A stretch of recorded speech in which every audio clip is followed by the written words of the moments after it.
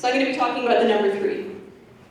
So this is a number 3, just so we're on the same page with everything. Here's a number 3 on the side of a building, and here's a number 3 on a bus.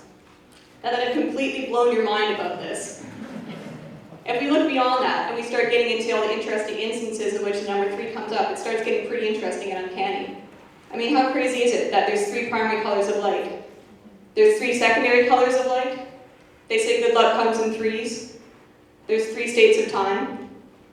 And even if we're talking about creatures, the 3 basic categories of creatures: land, sea, and air.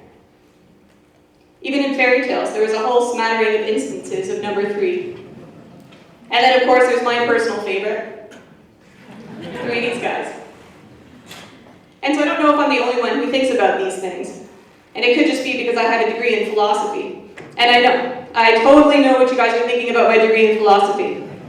But just bear with me here for a minute. Oh, thanks. Okay. See, even comedy has a rule of 3s. So does advertising and even photography. For me, it starts getting really interesting when we start to talk about math and technology. Based on how the human brain processes information, 3 digits is the minimum amount required in order to start recognizing a pattern. And then there's also 3 types of angles. When we start plotting coordinates, when we get to the 3rd point, we start creating spatial information as a triangle is created. And incidentally, there's also 3 types of triangles.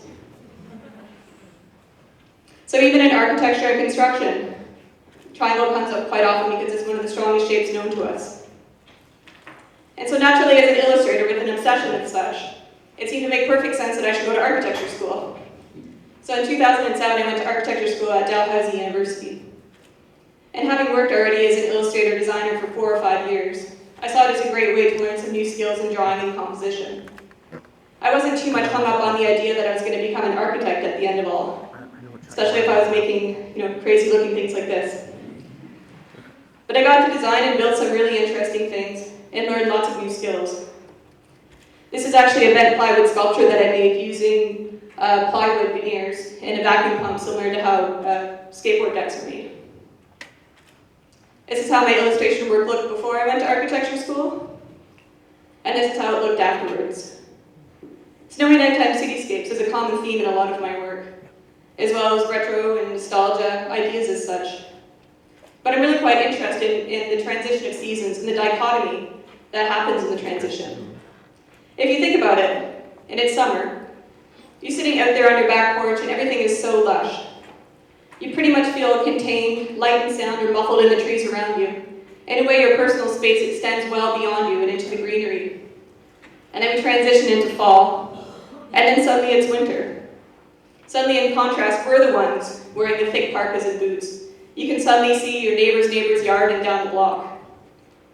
In a way, it's interesting that there's a sudden self-realization where we're no longer hidden. And it feels as though our personal space is so much closer to us. Almost a lack of security all of a sudden. I love it though when it's snowing those large masses of snowflakes, and this is something that I play with a lot in my work. In a way, it feels as though the snow is suddenly creating a blanket and minimizing the vastness, once again bringing our personal space closer to us. So this is another thing. So in a way, I like to play with the rawness and contrasting that with security, just with the ways that I can juxtapose the two to create something really interesting.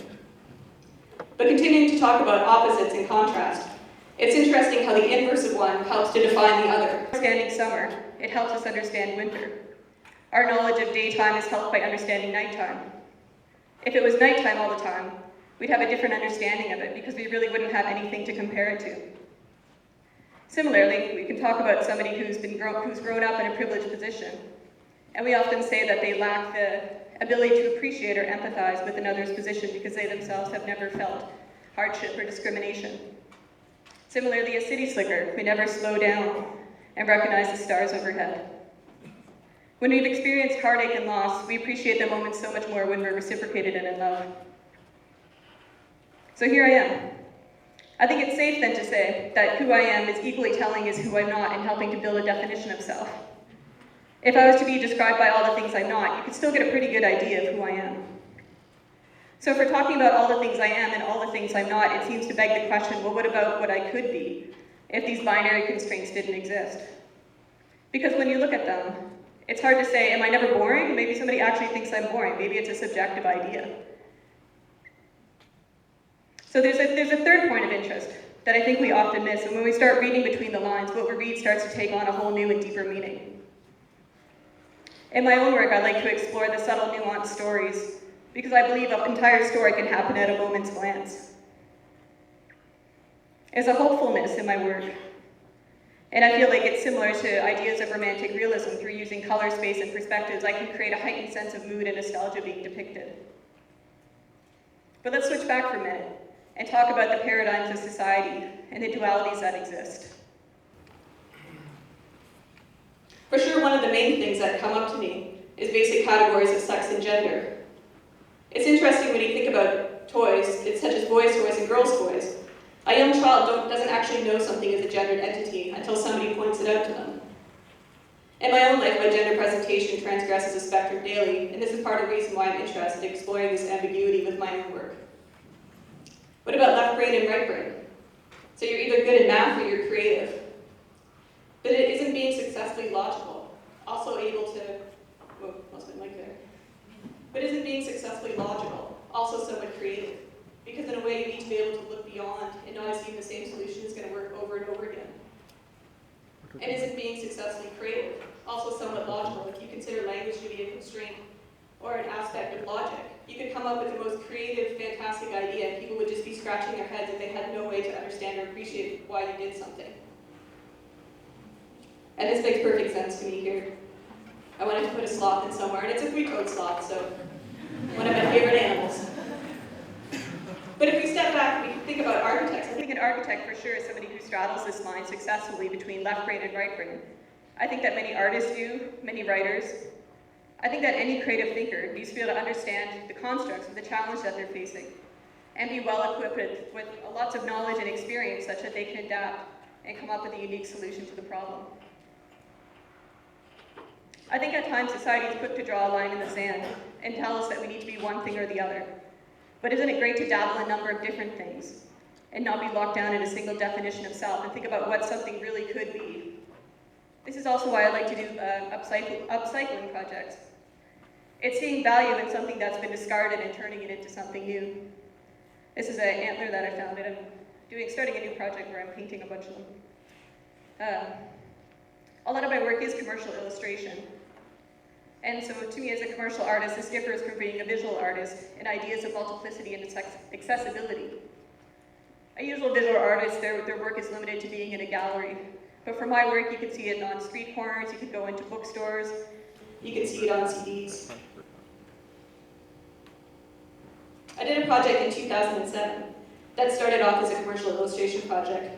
I had illustrated some street banners for downtown Guelph.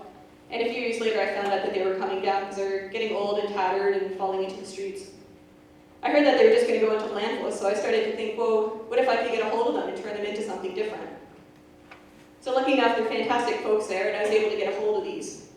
And when you look at them, they're actually quite a bit bigger than you'd think when you're looking at them from on the ground.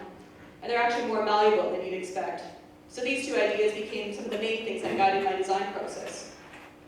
So I went through a few different prototypes and ideas of what I could turn them into. I thought of portfolio covers, of change purses.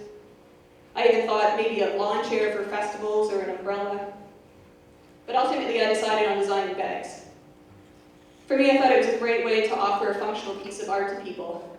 And even doing bags, I could use up all the material within the banners, even on the straps, and I wouldn't have to introduce an external material such as poles or the metal parts and umbrella if I had to do that.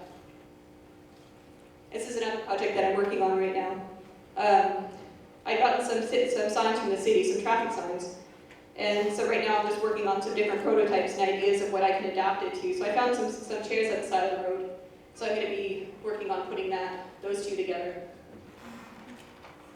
A personal project that I'm working on. We own a house that's from 1885, and we knew it was a wood frame house. And once we pulled down the wall, we realized that, oh, there's this beautiful wood behind it. And it's actually 2x4s, back when 2x4s were actually 2x4s. And yeah, so decided that I wanted to try to salvage this wood. And there's the window popped in, and so now I'm working on developing it into a coffee table, so I'm pulling out lots of old nails and other crazy things from it, but I think it'll be really great to have a functional piece of furniture in our house that's made from our own walls. I think that so much creativity exists in the potential of an object, or even all of us for that matter. When we stop worrying about who we should be, who we should become, and just start looking at who we could be, I think that dreams really start to build. For me, it's all about defying categorization, no matter where it takes me.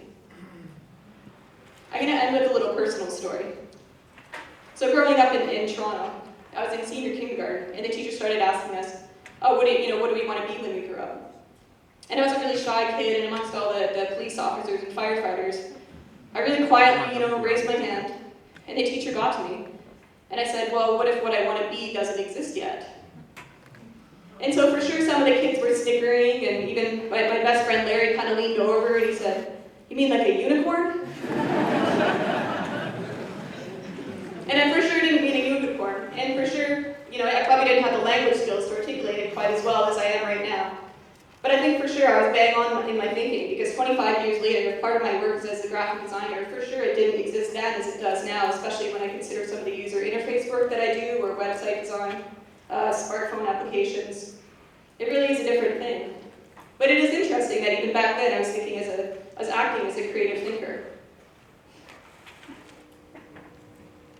So I think in the end, we really just need to focus on who we should be and not expect every moment or every academic degree to lead to some sort of tangible outcome. If we really just focus on being who we are and spreading our wings, we can really exceed and follow our dreams. For all of you in academia, or anybody for that matter wanting to learn new skills, I'd encourage you to be creative with your education and focus on smashing the paradigms that are in front of you. If you think about this life, we're existing in this state where we're not sure if we're closer to being born or passing on, so we might as well make the best of existing in this third state and live our dreams and follow our passions. Thank you.